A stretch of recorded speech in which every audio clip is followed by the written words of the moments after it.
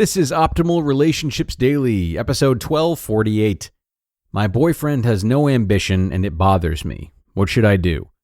By Evan Marc Katz of evanmarckatz.com. Hello, everybody, and welcome to ORD. I am Greg Audino. I'm your host and narrator, and I'm here with you each and every day to help you improve your relationships. Helping me do that today is an article from Evan Marc Katz, which I'll be reading for you. This comes from the advice column section of his website, and he's going to help one of his readers who has found herself in an interesting relationship conundrum. I really like what Evan does with this one, so listen closely as we optimize your life. My boyfriend has no ambition, and it bothers me. What should I do? By Evan Marc Katz of evanmarckatz.com. Hi, Evan. I have been struggling with the fact that I have a wonderful man in my life who loves me more than I've ever felt loved, but I'm just not satisfied somehow. We have known one another for about 10 years, dating on and off, taking a 4-year break at one point. He is very persistent and continues to take me back into his life if I let him. We are compatible on many levels, but there is one thing that continues to turn me off from 10 years ago to now, and that is his lack of ambition to be successful professionally. I wouldn't be picky about his career field of choice, but at the rate it's going, I'll never see him in a 6 o'clock loosened tie, which is a huge turn-on for me. I'm very much that young professional go-getter with a high-stress job, always moving to the next promotion. I'm busy all the time, professionally and personally, because I thrive on feeling accomplished.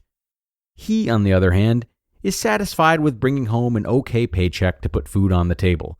Not that concerned with finishing college, he's 31, and rarely has anything interesting to talk about outside of us, movies, and other media outlet-driven conversation. A full day of freedom in my life does not revolve around TV. 90% of his would. I can't let go of wishing he were a stronger, more creative, more successful man who I could look to for experienced life advice.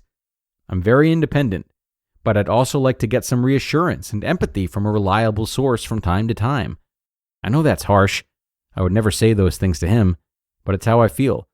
I find the sexiest thing about a man is his intelligence, and no matter if a person is well-read or not, a great deal of intelligence comes from professional life experience. Please tell me I'm being too hard on him and myself. I should be happy to have a man who loves me and whom I can trust. Thanks, CJ. Thank you, CJ, for writing one of the most self-aware letters I've run. I think everyone here can feel your pain. Love is only easy when we're so whipped that we can't even think clearly. In such circumstances, there are no decisions to be made, even if your boyfriend has no ambition. But it sounds like you're seeing things quite clearly, which means the world is gray, not black and white. So, before I get into talking about your boyfriend, let's talk about you. You're not a gold digger for wanting a guy who is more ambitious in life. You're not snobby for finding an intelligent, sexy boyfriend. You're not shallow for craving conversation that doesn't revolve around pop culture. And you're not wrong for wishing your boyfriend were stronger, more creative, and more experienced professionally.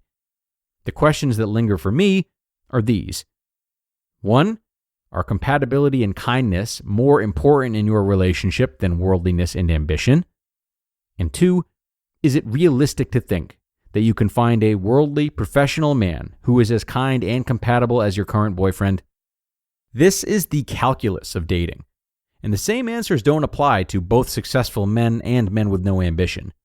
This is why giving advice on such individual matters is somewhere between impossible and pointless. But that doesn't mean I can't try. Someone told me recently that women expect men to fulfill all of their needs in a relationship, which sets them up for failure. They want men to fulfill the role of their best girlfriend and their rock-solid Marlboro man simultaneously. As I said in the Men Don't Go Both Ways chapter of Why You're Still Single, these are different men, and you'll always be disappointed if you expect a man to cover all bases in your relationship. Strangely, this is one area in which I think men get it more. We can compartmentalize, which is why we'd rather watch football with only the guys, while you'd like us to come shoe shopping with you. The point is, it's a failing proposition to expect one man to be all things to you. Thus, you have to make hard choices with each other. What's most important to you? Does lack of ambition really matter in your relationship? And what things can you not get from anyone but your boyfriend? I've wrestled with that myself because, like you, I get a rise out of ambition, philosophy, and creativity. Who doesn't? But I can talk to my business coach about my business. I can talk to my best guy friend about philosophy, and I can experience my own creativity and others' creativity in 1,000 other forms. But I can't make love to my business coach. I can't wake up next to my best guy friend. And with all the art and culture out in the world, I don't need my spouse to be a creator as much as an appreciator. I get the joy of sophistication. It's fun to feel like the witty, urbane couple that can break bread with the prime minister if need be. Just know that apart from the spark you feel around a sophisticate, it doesn't have much inherent value. The ability to, quote Proust, pales in comparison with the person who will drive you to your chemo treatments in 30 years. So, back to the original question. Are compatibility and kindness more important than worldliness and ambition? Well, if it were either kindness or worldliness, I'd say yes. But there are ambitious people who are kind as well. And it would be easy to tell you to dump your boyfriend and seek one of those guys out. The thing is that most good qualities often come with bad qualities as well. The ambitious guy may work 70 hours a week. The sophisticated guy may be a know-it-all and a snob. You just don't know until you've put yourself out there. There's a pretty big risk in doing so. Even if your boyfriend has no ambition, I will encourage you to look long and hard at what really matters in your relationship, CJ, and how hard it is to find it. For years, I said that I wasn't jealous of any married friends because it's not like they married my wife. And I meant it. I never really met anyone with whom I was super compatible. But now that I have someone with whom I'm super compatible, my mind succumbs to the temptation. What if there's someone else? Someone younger, someone more accomplished with life goals, and someone more well-read. Is there someone like that out there? Maybe. But she wouldn't have the number one quality that my wife has. She accepts me as I am and loves me unconditionally. No other girlfriend I've ever had has done that, which is why I'm keeping her and never letting her go. I can't say what's right for you, my friend. Intellectual stimulation matters. Money definitely matters. But if you can get stimulation from other people and you can make money yourself, why not land the one thing you can't get anywhere else? A partner for life. You just listened to the post titled, "My Boyfriend Has No Ambition and It Bothers Me. What Should I Do?" by Evan Marc Katz of evanmarckatz.com. ORD listeners, if you're here, then you're as excited as I am that mental health has a bigger presence these days, both on the global scale and in everyday conversation. And leading the charge is Noom Mood. Noom Mood guides you to mental wellness with a step-by-step approach, giving you the tools you need to tackle stressful events and feelings so you'll be empowered to take on whatever life throws at you. As for me, something I've been struggling with recently is a sort of existential anxiety and an existential grief too. Just really putting a lot of energy towards how certain events impact the wholeness of my life and my identity.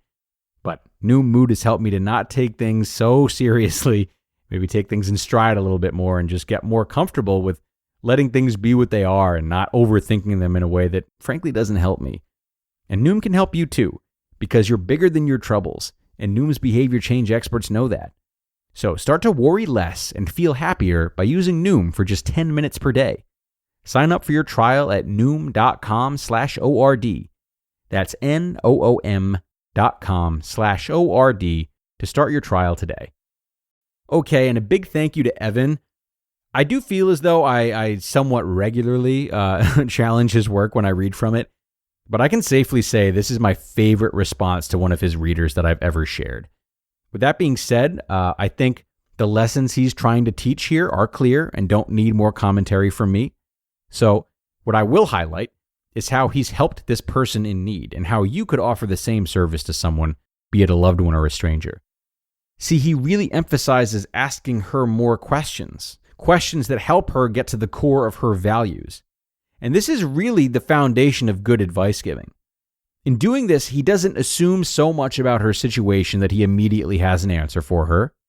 And he sets her up for more success because he's giving her the tools she needs to find an answer on her own, which is much more meaningful and educational for her and will inevitably play truer to her individuality and the nuances of her relationship. So great work from Evan today, and we are wishing CJ good luck. That's it, though, folks. That's all for today. Thanks a lot for being here and enjoying another post with me. I'm going to get going for now, but I will be back again with you tomorrow with another post, and I hope to see you all there. That's where your optimal life awaits.